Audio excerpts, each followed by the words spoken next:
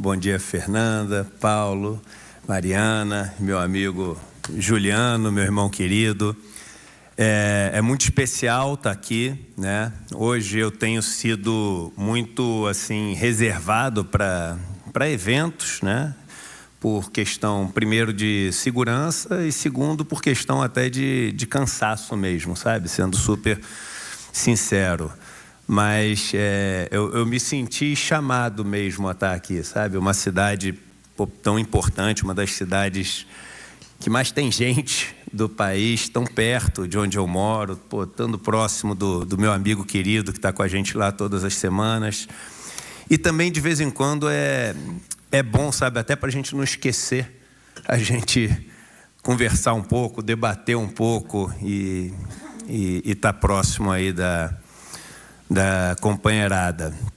E é legal você ter falado dessa questão das bets e da empresa, a Fatal Models, né? A empresa que a gente, enfim, fez ali uma denúncia, importante dizer, não fez uma denúncia contra a atividade da empresa, fez uma denúncia contra a forma como a empresa faz propaganda. A gente acha que existe, né, um público que não está preparado para ver esse tipo de propaganda, até porque não tem filtro nenhum para as crianças que são absolutas. Eu tenho um filho e duas filhas que são absolutamente viciados em futebol, né, que assiste futebol o dia inteiro e sempre ficam naquela curiosidade de ver o que é aquilo. Foi assim que surgiu a denúncia na minha casa. Uma das pessoas vendo aquilo e falando: mas vem cá, caramba, você já viu esse site?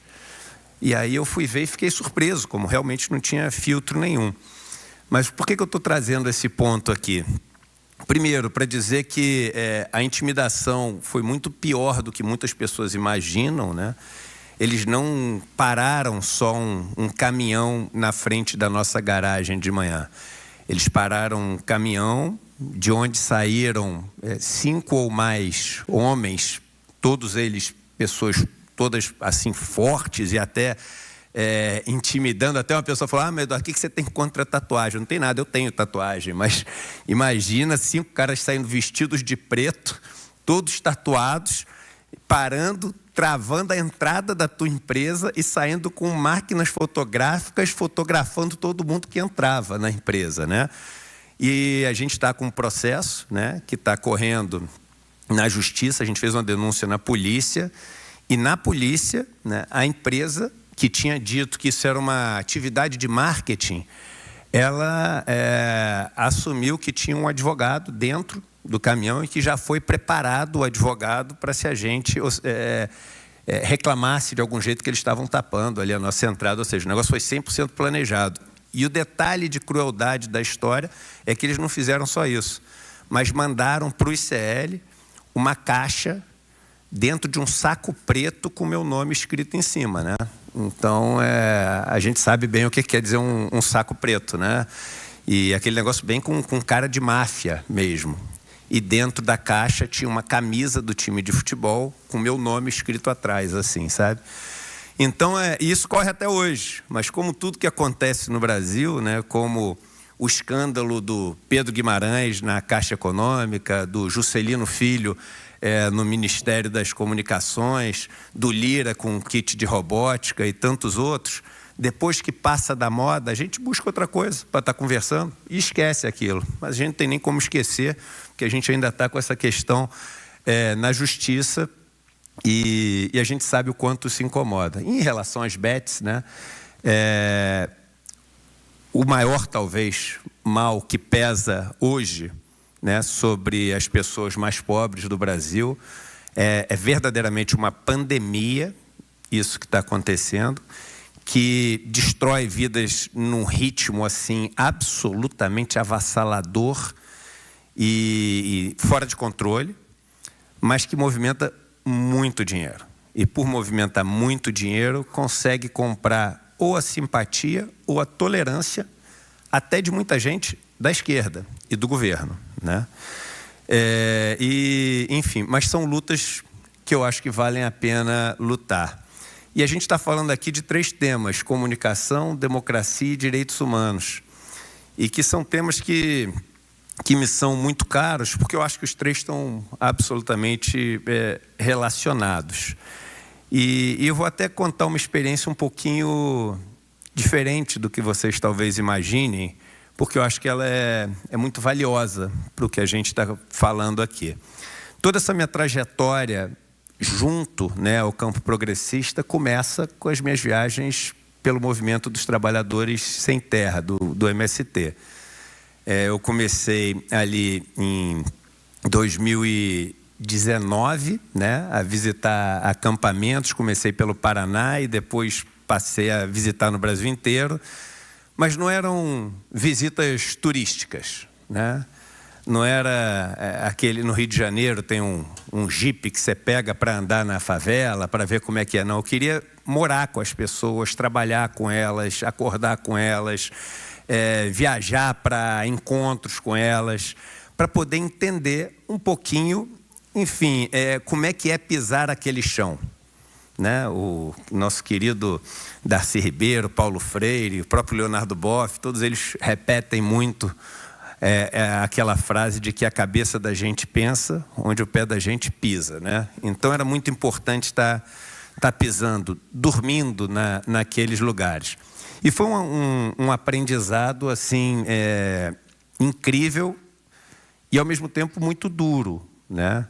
Eu visitei lugares, eu lembro que o João Pedro Stedley, ele falou: Eduardo, esse você só pode ir quando você estiver com a cabeça preparada, porque você vai encontrar ali uma coisa que vai te chocar muito, que foram os indígenas de Guarani Kaiowá de Dourados. E realmente, assim, um caos. Um caos.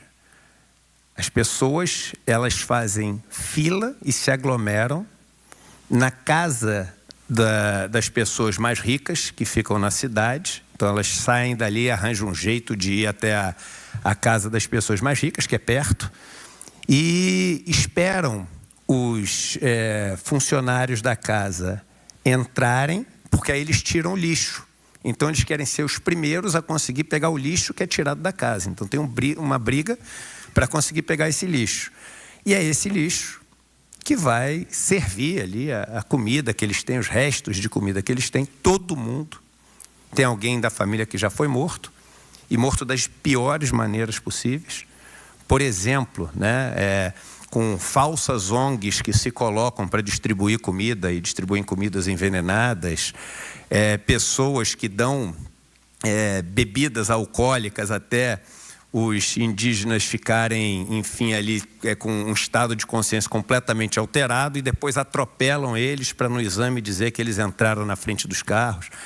Um dos piores para mim, eles combinam um grupo de pessoas para todos irem com as suas picapes, botam uma do lado da outra e saem andando pelo campo onde estão as retomadas indígenas, para ficar uma fileira de carro muito grande que a pessoa não consegue sair para fugir, e saem atropelando todo mundo que está ali. Usam agrotóxico para poder envenenar as crianças lá e jogando. E eu, enfim, fiquei na casa de uma pessoa que o filho é cego, né? E passa a coisa o tempo inteiro por causa desse tipo de ataque. Conheci uma senhora que de 6 filhos, 4 foram assassinados, o mais novo assassinado com 4 anos de idade. Então, assim, é um Brasil que realmente ninguém conhece. Eu tentei escrever um pouco sobre isso naquele meu livro Travessia, é esse aí, quando as pessoas não conhecem, é até difícil, assim, sabe, você tentar convencê-las. Não é, e aí entra um pouco a comunicação, né? E aí, como é que a gente faz isso chegar até as pessoas? A verdade, gente, é que a gente não opina sobre fatos. A gente opina sobre a versão dos fatos que chegam até a gente. Então, a gente, muita gente aqui, com certeza, né, defende a Amazônia com unhas e dentes, né? Fica assim revoltada quando vê essas queimadas e etc. Mas quantos aqui será que já foram para a Amazônia? Eu palestrei uma vez em Manaus, mas não conheço a Amazônia. Então, se a gente vive num show de Truman e a Amazônia não existe, né? Eu estou defendendo uma coisa que não existe, porque, na verdade, eu estou defendendo uma história que me foi contada. E qual é a história que é e sempre foi contada no Brasil?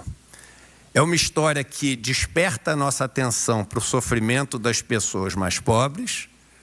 Ou é uma história que desperta o desejo de se tornar um daqueles que atinge, né, a camada mais alta econômica, social da nossa população e tem com isso poder, né? Aqueles coronéis retratados que mandavam numa cidade inteira nas novelas, as pessoas que são os heróis, né, que conseguem matar os bandidos. Então a gente vai sendo educado sem perceber que está sendo educado e vai comprando uma história de mundo que é uma história que quiseram nos contar.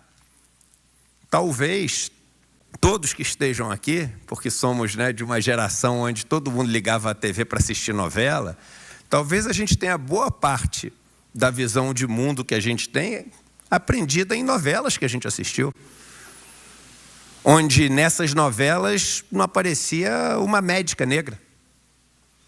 Onde nessas novelas não aparecia um dono de fazenda negro, né? Onde a gente via quem era indígena retratada de um jeito, a mulher retratada de um jeito, o homem, o jovem, o mercado, o banco, o dinheiro. Tudo aquilo é mais do que uma camadazinha superficial. É uma coisa que vai ficando enraigada na gente. E o ICL surgiu com essa ideia de falar o seguinte: olha, vamos apresentar uma outra versão? É a versão certa? Não, é uma outra versão. É uma outra versão. E tem uma coisa no ICL que eu acho que você já deve ter percebido, que é muito especial, que é o seguinte: a gente não aceita propaganda. A gente não tem propaganda. A gente não tem, e não falta gente querendo fazer propaganda no ICL, porque ano passado a gente foi votado, né, na principal pesquisa do Brasil como o veículo de maior credibilidade no Brasil. Eu encontro muita gente da direita que diz que assiste o ICL para ver o que o outro lado está falando, mas sem fake news. Então, assim, você imagina o valor que tem uma propaganda no ICL. Mas eu acho que se o capitalismo é o capeta, a propaganda é a alma do capeta. É a propaganda que faz a gente querer o que a gente não precisa, a gente ter raiva de quem a gente deveria buscar ser amigo, a gente almejar uma coisa que não tem nada a ver com a gente querer viver a vida dos outros, a gente definir o que é bom e o que é ruim, o que é certo e o que é errado. O Steve Jobs, ele falava, né? Ele falava o seguinte: olha, a propaganda é tão importante que eu vou fazer um produto e vou convencer todo mundo que eles precisam desesperadamente desse produto. Mesmo a vida deles estando boa sem ter o produto, eles vão ser convencidos de que a vida dele não é mais boa enquanto eles não tiverem esse produto. E a gente não tem propaganda. Isso dá uma liberdade para a gente, onde todos os jornalistas no ICL têm independência para falar o que eles pensam. Vou dar um exemplo prático para vocês. Eu sou amigo do André Janones. Durante a campanha eleitoral, o Janones, ele estava no Avante, estava concorrendo, né? E estava muito parelha ali a disputa entre o Lula e o Bolsonaro. E aí chegou num ponto onde, enfim, as alianças eram cada vez mais necessárias para formar essa frente ampla. E eu ajudei a fazer essa aliança entre o Janones e o PT. E a gente, enfim, acabou ficando próximo e etc. E aí surgiu, né, aquela acusação do Janones, da rachadinha e não sei o que mais. Eu cheguei para o Janones quando surgiu aquele negócio, a gente trocou mensagem e eu falei: se você quiser, você pode ir no ICL, dar uma entrevista. E aí o que eu fiz? Eu não fui na entrevista e cheguei para as pessoas e falei o seguinte: vocês tocam a entrevista como vocês acham que a entrevista tem que ser tocada. E falei isso para o Janones também, que as pessoas teriam liberdade total. E as pessoas ficaram meio que É mesmo? Eu falei, não é. E toca. E as pessoas no ICL, elas foram ao longo do tempo vendo que esse negócio é mais do que só um discurso. E eu acho que esse poder do ICL vem disso, porque às vezes as pessoas, muitas vezes as pessoas não concordam com o que você fala, mas elas podem respeitar o que você fala, mesmo não concordando com o que você fala, porque elas veem que aquilo é genuíno, é legítimo. E nós todos nascemos em lugares diferentes, vivemos experiências diferentes, temos traumas e desejos diferentes, então é de se esperar que nós tenhamos opiniões diferentes sobre as coisas. Mas existem opiniões que a gente respeita e opiniões que a gente não respeita. E é exatamente sobre isso que eu queria falar. Eu fui agora, eu tive semana retrasada, eu tive na Croácia. E eu tive na Croácia porque o ICL, que é também uma plataforma de cursos, ele se tornou uma das 10 maiores empresas de cursos EAD do mundo, né? E esse encontro reuniu as 25 maiores empresas eles chamam de infoprodutos do mundo. 99% dessas empresas são alinhadas ao mercado, à direita. E tem um motivo para isso, e eu já vou entrar nele. Mas eu resolvi. Como eu falei para vocês, eu hoje em dia sou super reservado. Eu não gosto de ir para eventos. Eu prefiro ficar, sabe, no meu canto ali, estudando, pensando, criando e tentando dar minha contribuição para o ICL acontecer e crescer cada vez mais. Estamos cheios de novidade legal que a gente vai anunciar esse ano. Mas eu senti um chamado para ir, sabe? Porque eu falei, cara, eu acho que o mundo está mudando tão rápido, mas tão rápido. A gente não tem ideia do que vai ser o mundo daqui a 3 anos com essa história de inteligência artificial. A gente não tem ideia. Até nesse evento, né, uma das palestras, nesse evento do dono da maior plataforma do mundo de produtos digitais, ele falou o seguinte: se tem uma coisa que todo mundo concorda, é que só dá para a gente fazer previsão até 2027. De 2027 para... Só que 2027, cara, a gente está no meio de 2025. 2027 para frente é impossível fazer previsão. Então eu falei, cara, eu vou lá para ouvir o que essa turma está falando. E foi bacana, porque eu com um preconceito muito grande em relação a eles, e eles com um preconceito enorme em relação a mim, né? O Eduardo, comunista, não sei o quê, etc. E aí chegamos eu ainda carrego esse meu lado carioca, sabe como é que o carioca tem isso mesmo, de chegar em qualquer lugar e, pô, irmão, chega aqui, não, depois a gente briga desse negócio, eu vou tomar esse chopp antes, e pai. O carioca tem esse lance de às vezes até brincar com as diferenças e criar pontes, né? Agora, cuidado com o carioca, que se ele chega para você e fala assim, ô, irmão, pô, espetacular, pô, depois passa lá em casa. Se tu passar, ele não está te esperando. É um jeito do carioca de falar. Mas a gente começou ali, depois de 1, 2 dias, a gente começou a trocar uma ideia. E, gente, o que eu aprendi com essa turma foi a primeira viagem da minha vida onde eu era a pessoa mais velha. Então, 60 pessoas na viagem. Eu tenho 49 anos, vou fazer 50, e todos eram mais novos, e quase todos muito mais novos. Pessoas que conseguiram alcançar um sucesso profissional dentro desse modelo capitalista muito cedo, 30 anos, 32 anos, empresas enormes que têm 200, 300 pessoas na empresa, conseguiram ganhar bastante dinheiro, e aí vem a parte curiosa. Quase todas de uma origem muito simples. Não são pessoas que nasceram filhas de pais muito ricos.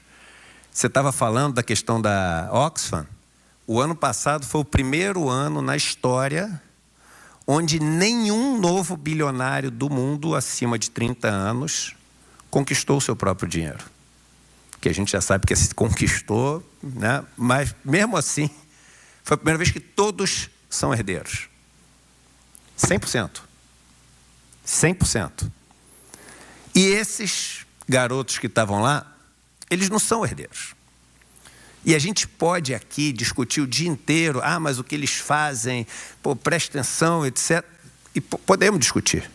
Mas o fato é, são pessoas que realmente trabalharam bastante, têm cursos que são, assim, cursos bons naquilo que eles fazem. Então, tem uns que têm curso de Excel, outros cursos de idiomas, coisas que a gente costuma até consumir no nosso dia a dia. E aí, eles têm 2 discursos para escolher. Um discurso que diz o seguinte: olha, meritocracia. Então, cada um tem o que merece. O cara chega e fala assim, esse discurso aí me parece interessante. E o outro que diz o seguinte, não, o seu caso é fruto da sorte. Porque tem mais 500 pessoas que tentaram fazer o que você tentou, só que não conseguem. Agora, veste o sapato do cara. Veste o sapato do cara.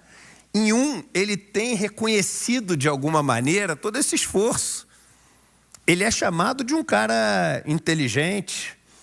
Ele é visto como um cara que finalmente na vida vai ter dentro desse modelo onde tudo é troféu, tudo é aparência, tudo é reconhecimento do outro lado. Tanto é que as redes sociais só se consolidam depois da invenção genial e mais simples do like.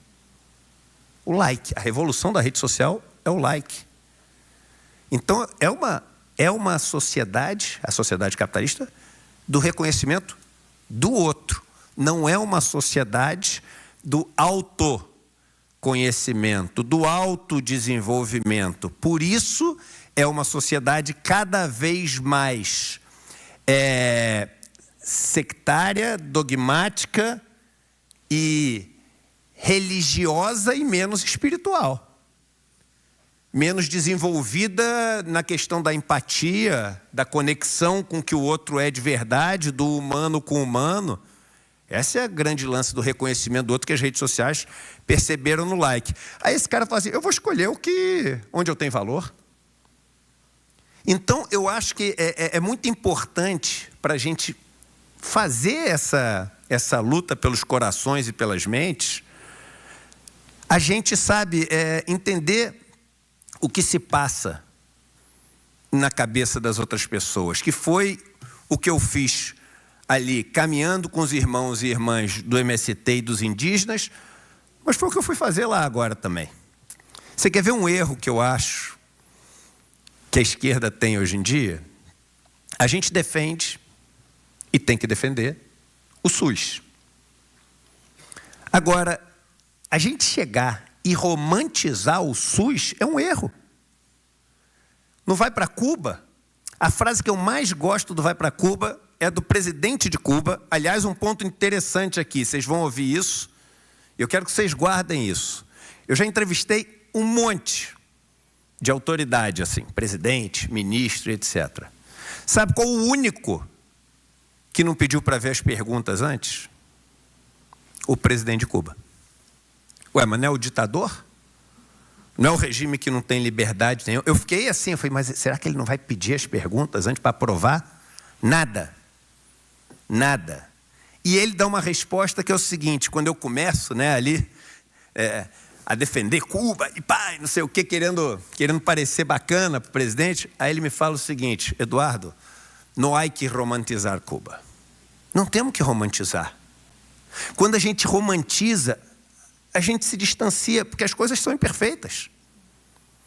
Então é muito fácil para a esquerda do ar-condicionado, para a esquerda intelectual, falar que o SUS é um exemplo mundial e é uma maravilha, quando ele não tem que marcar um exame e demora 8 meses para marcar um exame. Quando a filha dele precisa usar o serviço e ela está passando um perrengue enorme. E se a gente não reconhece isso, a gente abre espaço para aparecer um picareta que nem o ex-ministro da Economia, eu acho que assim eu me livro, né, mais dos processos. Eu sempre falo um nome, não falo outro, se dou adjetivo eu não falo nome, eu fico tentando a vida inteira balançar o pratinho.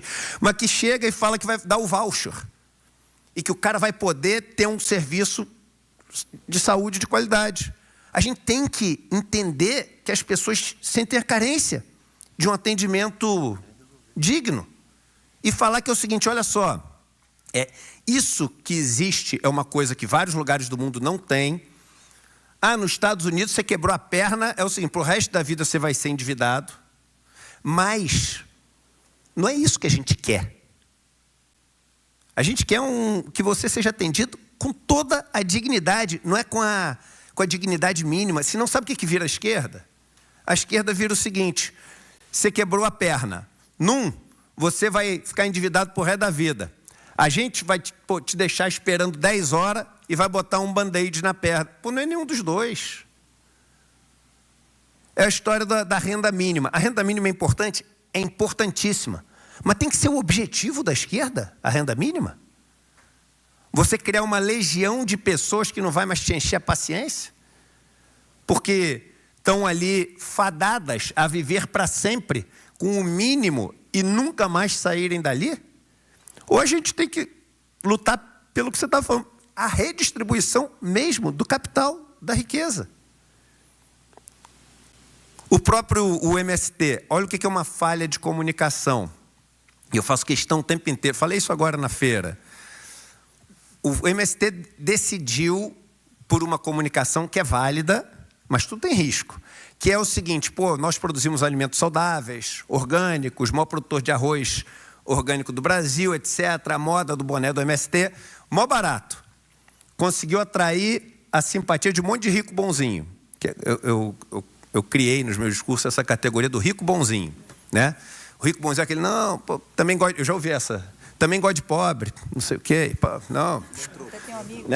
O filantropo, tem até um amigo que é do MST, né, etc. E aí, tava um monte deles usando o bonezinho, mó barato.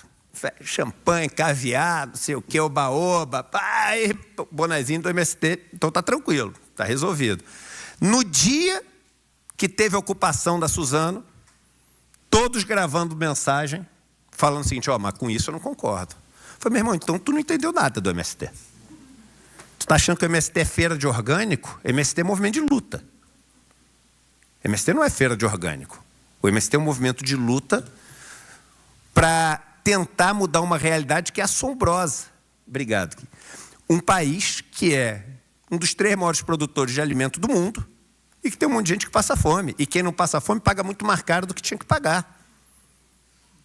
Um país que tem esses Guarani Caiovás que eu falei, vivendo às dezenas de milhares na miséria absoluta e 5 quilômetros do lado as maiores pistas de avião particular do Brasil e os aras com os cavalos mais caros do Brasil. Então, a luta do MST, ela termina no alimento saudável na mesa. Mas ela não começa assim. E isso tudo é comunicação. O Vai para Cuba, Eduardo. Em Havana, eu e Juliana, a gente foi no último ano, a gente começou a ir muito. Devemos ir agora de novo em julho, a gente foi 3 vezes no último ano. Desde o lançamento do filme, a gente anda em Havana. Da última vez a gente foi parado por mais de 50 pessoas na rua falando o seguinte, somos brasileiros, assistimos o filme e viemos aqui conhecer. Olha o poder da comunicação. E aí eu acho que tem uma coisa que é uma reflexão importante da gente fazer. Qual que é a grande luta da esquerda? Porque eu vou te confessar uma coisa, como um cara que era do mercado financeiro e veio para o campo progressista, eu vivi um momento de limbo na minha vida muito grande. Qual o momento de limbo? Eu perdi os amigos que eu tinha e não consegui fazer os novos. Não, os novos não confiavam em mim. A maioria ainda não confia, mas de vez em quando fiz que confia, porque aí quer dar uma entrevista lá no ICL, mas eu sei que não confia. Então, você fica no limbo total. Fala, não tem mais amigo nenhum. Mas, de certa maneira, como toda experiência na vida, até isso tem uma parcela rica, sabe? Porque te faz questionar se realmente você acredita naquelas coisas que você está lutando. Eu treino natação, né, e tem um negócio no esporte, quando você faz de alto rendimento, que é o seguinte: você vê o quanto o cara quer ser campeão pela forma quando ele treina, quando o treinador dele falta. E é isso, quando você está sozinho. O que você faz quando ninguém está vendo? Entendeu? Pelo que você luta quando não tem câmera? Quando eu participei da reforma da Previdência, estava comentando aqui com os amigos antes de começar, quando a câmera filmava a pergunta do cara, era aquela gritaria e não sei o que, etc. Ele terminava a pergunta, a câmera virava, ele ia embora. Era um teatro. Eu fiquei impressionado, foi a primeira vez que eu estava ali. Um teatro total. E falo, me perdoem, gente da direita e também gente da esquerda. E também gente da esquerda. Então hoje eu cheguei à seguinte conclusão, porque eu fiquei tanto na dúvida em quem que... Eu também, então em quem que eu confio, né? E aí, o que eu quero? Quem que está certo? Então hoje, para mim, o que guia, assim, o que eu tento fazer é o seguinte: qual a opção que resulta em menos sofrimento das pessoas? Qual a opção que resulta em menos sofrimento? Porque a gente tem que entender, no final das contas, a gente não está na luta pela direita, pela esquerda. Tudo isso é abstração da nossa cabeça. A gente está na luta pelas pessoas. E a gente está na luta para que as pessoas tenham menos sofrimento. E ter menos sofrimento não é só comer arroz com salsicha em vez de não comer nada. Ter sofrimento é poder ver um filho ou uma filha exercer o talento que ela tem e escolher uma profissão que deixa ela feliz. Ter menos sofrimento é poder conhecer lugares diferentes. Ter menos sofrimento para algumas pessoas é simplesmente poder, num momento da vida, voltar aos seus aposentos, se aposentar e levar a vida de uma maneira mais tranquila. Então, essa é a minha premissa antes de qualquer discussão. Eu até hoje em dia, antes de entrar num bate-boca com alguém, eu falo assim: vamos só combinar o seguinte, que tipo de mundo é o mundo ideal para você? Aí eu falo qual tipo de mundo é o mundo ideal para mim. Se nós dois tivermos um mundo ideal parecido, a nossa discussão é válida. Se não, é papo de maluco. Porque eu quero ir para um lugar, você quer ir para o outro, nós dois vamos ter... Óbvio que a gente vai ter opinião diferente. E a gente parte, às vezes, da premissa, vendo um debate entre um cara de direita e um cara de esquerda na televisão, que os dois querem a mesma coisa. Que os dois querem que você tenha um bom emprego, que a sua família possa ter comida na mesa, comida de qualidade, quando não é verdade isso.